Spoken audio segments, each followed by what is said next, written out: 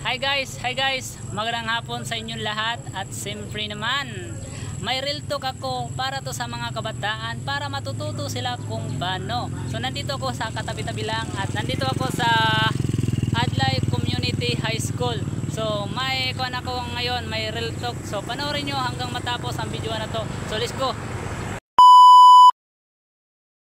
Huwag kang masyadong ipakita ang tunay na kahirapan mo dahil mas maganda matuto ka kaysa magpanggap ka. Para sa akin, no? Kontento na ta kung anong meron sa atin. Hindi sad ako magpanggap na mayaman ako. Para sa akin, magkontento na ako kung anong meron sa akin. Ganyan lang. Matututa kung paano, guys. Hindi naman ako mayabang, pwede na akong bahay, pwede na akong kotse. Yun lang. So bye bye.